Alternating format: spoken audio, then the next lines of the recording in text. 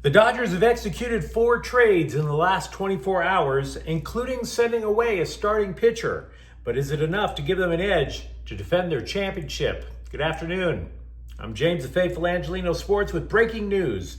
The Dodgers have added to their beleaguered bullpen and a versatile outfielder. Now, if you enjoy talking Dodger baseball, don't forget to subscribe to the channel. We talk about the defending champs almost every day here, and we have a ton to discuss because this might actually be some 4D chess going on over here. Now, to be clear, this isn't exactly Christmas. This is like finding out when you were a kid that your grandma bought you stocks. You hate it, but then you turn 18 and realize she bought you Microsoft and your college was paid off. The Dodgers don't need to win the trade deadline because much of the heavy lifting for this roster was taken care of in the offseason. Now, we'll break down the roster impact in just a moment, but for now, take note that the most notable addition in the last 24 hours is reliever Brock Stewart from Minnesota. The biggest subtraction is Dustin May going to Boston. We will get to May in a few moments, but for now, we're going to have to start with Stewart because that dude has Dodger pitcher written all over him. He already was a Dodgers pitcher. Twice. More to the point, he fits the Dodger mold because he's already undergone Tommy John surgery. But all kidding aside, the 33-year-old finally put it all together with the Twins. His ERA in the last 3 years was 2.33 with 100 strikeouts and just 25 unintentional walks in 77 and a third innings. Even more devastating, right-handed hitters are batting just 104 against him this year. That's good. He may not be all the names that you heard bandied about on the internet, but that's damn good. Now, does he take over as closer? I kind of doubt it. But the check engine light had been blaring from the Dodger bullpen for months. They had pitched more innings than any other relief corps in the majors by far. Moreover, they've been holding their breath while Tanner Scott, Michael Kopech, Brusdar Graterol, all of them need to regain their health. So I would presume that the hope is Stewart can go in, eat innings, and maybe former all-star closer Alexis Diaz has turned a corner. Now I realize that's a big if. Diaz's Dodger career is a small sample size, but he has yet to allow a run wearing Dodger blue. Adding Stewart likely means that the 3 players that were acquired in Wednesday's menage a trade with the Reds and the Rays, they're probably all likely heading to the minors. We already knew that about Adam Serwinowski. He was ranked in Cincinnati's top 10 prospects, but the dude is only in single A. He's only in single A. Paul Gervais is seen as a guy who could possibly help fill a void in the bullpen while they're waiting to get their health back. But this is where the much ballyhooed Dodger depth comes into play. This is why the Dodgers didn't have to reinvent themselves today. The Dodgers are so deep in terms of starting pitching, they went to a 6-man rotation starting this week.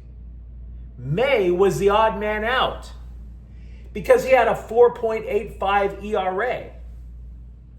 Trust me, right now, there's a lot of really upset fans over in Boston right now, and I've been to Boston. It's the most racist city I've ever been in, so as far as I'm concerned, the more unhappy they are, the better. Why they would make this move, can't tell you, because the Red Sox now have 2 starters who were former Dodgers, and both have undergone multiple major surgeries. Now, in return, the Dodgers get outfielder James Tibbs, a former first-round pick who was ranked 5th in the Red Sox system. Now he, like Serwinowski, is in single A. But again, this is where the 4D chess comes into play. This is not about getting a whole bunch of big names and flushing your farm system. This is simultaneously getting what you need and making your farm system, which was already deep, even that deeper. Now again, the Dodgers didn't just add to the bullpen. They added an outfielder, Alex Call. He's a 274 hitter who can play any of the 3 outfield positions. Now, again, just like in the bullpen, you were probably reading the rumors about all kinds of big names. Didn't happen. But the Dodgers didn't need a big name. They needed somebody who could do better than the 196 hitting Michael Conforto. They gave James Outman chance after chance to try to be better than Michael Conforto. He couldn't do it. Which brings us to the other players that the Dodgers sent out. You know some of these names, but it's hard to argue against any of them leaving. Hunter Fiducia was not going to overcome Will Smith or Dalton Rushing as the catcher of the future. He needed playing time. Give him a chance to go somewhere and get something back, which is what the Dodgers did. Outman, a terrific debut 2 years ago. The guy is hitting worse than Conforto. 103 this year in the majors. Hell, the Dodgers instead opted for Andy Pages, who, by the way, has flaws in his game, but at least he knows how to get on base.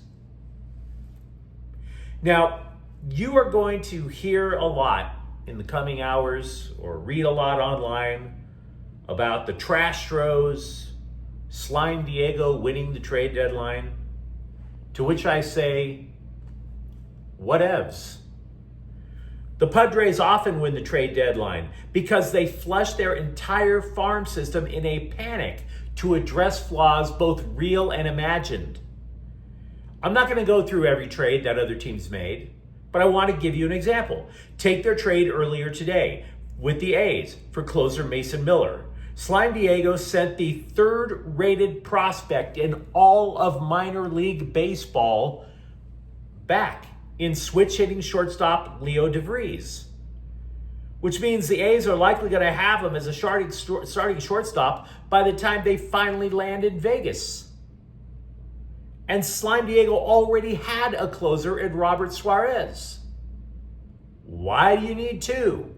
And if you do think you need two, then that's fine. But did you really have to send the third-ranked prospect in all of baseball just to get 3 outs? Really? So again, the Dodgers did not need to win the trade deadline. They simply took 2 dudes off their 40-man roster, got what they needed, plus added 2 highly regarded prospects. They didn't drain the prospect pool. They made it significantly deeper. Not a winning trade deadline, a highly effective trade deadline. So once again, the Dodgers don't go for a superstar haul, but address their 2 biggest needs at the trade deadline. And if you enjoyed talking Dodger baseball, don't forget to subscribe to Faithful Angelinos. We talk Dodger baseball almost every day here. Thank you for watching.